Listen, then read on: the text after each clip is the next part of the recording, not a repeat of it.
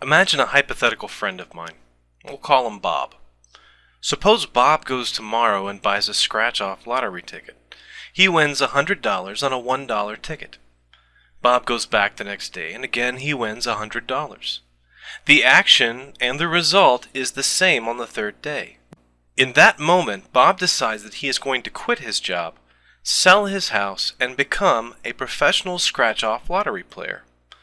Based on his experience, he should be able to make thousands of dollars a day. How do you think this will play out for Bob? Will he be able to buy a mansion and a yacht with all his winnings by the end of the first year? Probably not. But how can you be so confident that his plan is foolish? What knowledge prevents us from making the same conclusion that Bob does? If we calculated the chance of Bob winning 3 scratch-offs in a row, we would find it to be quite low. But it did indeed happen for him. From his perspective, the historical chances of winning the first 3 games was 1 in 1. If he then extrapolates that probability to all future chances of winning, he makes the wrong decision to become a professional lottery player. In the trivial sense, Bob has committed the fallacy of the hasty generalization, also called the fallacy of insufficient statistics. Bob's taken too small a sample and generalized it prematurely. Over time, he's most likely going to spend his last dollar trying to replicate this unlikely outcome. In fact, all gambling is based on our inability to comprehend statistics and sample size. Over the very long term, the house always wins, which is why casino owners tend to be very wealthy and powerful. The only legal way to have any positive outcome for the player is to quit after a low probability favorable outcome. But there's a deeper fallacy I want to address here. It's about the value we place on anecdotes. I'll freely confess that I'm quite guilty of this fallacy about some topics, and I see from the comments on some of my other videos that some of you are too. An anecdote is a self-contained story about an event.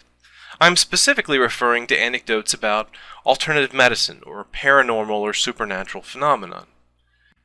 For example, the one I heard a lot on my video about chiropractic was, it may not be scientific, but it cured my headaches or back pain, neuralgia, or whatever, when the doctors couldn't. Or the ever-popular anecdote that goes, I knew this woman who used homeopathy, or whatever, and it cured her cancer after the doctors had sent her home to die. Why isn't that a compelling argument for an alternative therapy? For the same reason that Bob is never going to get rich scratching off lottery tickets. The sample size isn't sufficient to generalize from. Yes, one patient may have subjectively responded to a therapy in a positive way, but that doesn't tell us very much about how the next patient will respond. It's only when the sample size becomes significant that we can begin to draw conclusions. That's why science-based medicine values large population studies more than case reports or amazing anecdotes of miraculous cures. And yet, when we view alternative medicine claims, they often rely heavily on anecdotal evidence and studies in very small populations. Case studies are likewise of limited utility. They do give us a starting point for more rigorous investigations, but they don't possess the power to tell us about risks or efficacy. If you're in a debate with someone who is citing papers to support their views, one thing to check is the size of the populations used, usually indicated by the letter N, as in N equals 100. If groups are matched to each other, we usually call them cohorts. The control group, and there needs to be a control group if we're eliminating placebo effect, and the treatment group should be roughly the same in size and composition. How big the cohorts are determines the statistical power of the test. A clinical drug trial may be evaluated on cohorts of thousands, or even tens of thousands. Meanwhile, alternative medicine is often conducted on very small groups, less than 50. If they ever want to be taken seriously by those of us who value reason and logic, they need to correct this methodological flaw. A homeopath referred me to a systematic review paper to cite its effectiveness, apparently without having really understood the outcome of the study. The homeopath authors concluded that homeopathy could be demonstrated to be effective only in very small populations. For the 8 largest trials, there was no detectable difference between placebo and homeopathy. Completely unrelated to the previous point is another fallacy I want to deal with while I'm on the topic. This is the treatment X isn't possible to evaluate in a clinical study. The argument being made is that a treatment only works for patients who believe in the therapy or who receive proper indoctrination or training. This is a claim I hear a lot for holistic medicine, Reiki, Qi, and other energy healing modalities. They assert that a receptive attitude is necessary for the treatments to be effective. I've even seen outcome studies stratified, that is, separated out, by the patient's self-reported faith in the treatment. Of course, we have a name for treatments that rely on the beliefs of the patients to be effective. The term is placebo. This is a big enough topic for its own video. I'll briefly say that I respect the medical value of a placebo. It has a powerful biological effect. However, I don't think it's ethical to give a seriously ill patient a placebo in place of effective therapy. I know I'd rather have a realistic view of the outcome of any treatment I'm receiving, and I'd expect an ethical clinician to use placebo only in cases of self-limiting disorders or where there is no effective treatment. This leads me to my last point. Alternative medicine is often touted by proponents as having fewer side effects than conventional medicine. This is sometimes true. Homeopathy is just water in most cases, so it's not likely to cause allergic reactions or kidney damage. But the point is that it has the same effectiveness as giving sugar pills, but more expensive to the patient. And in some cases it displaces the more effective evidence-based therapy, which is its own kind of side effect. We don't choose our treatments on their side effects alone. We choose them for their ability to treat the disorder, and we balance that against the possible risks.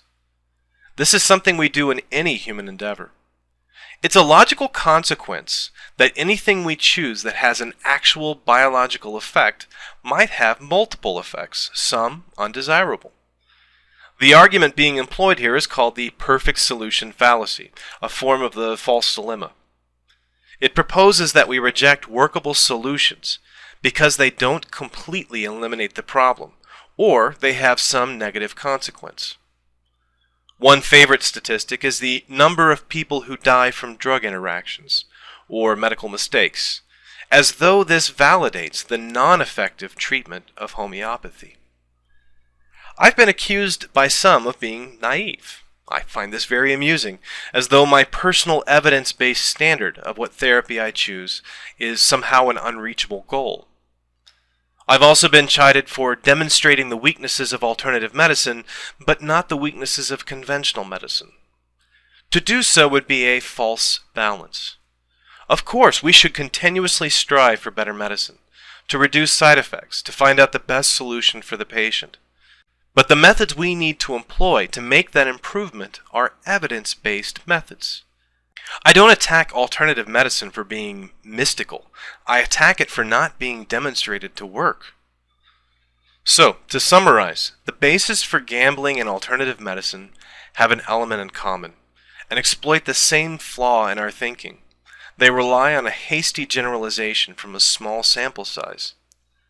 So the next time you're tempted to try some pseudoscientific therapy because a trusted friend relates a positive anecdote, remember Bob, the professional lottery player, and look for the outcomes of large population studies instead.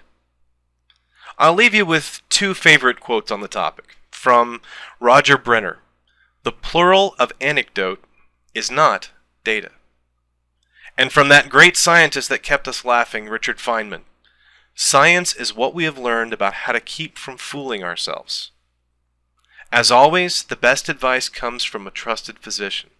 Stay safe and be smart. Thanks for watching.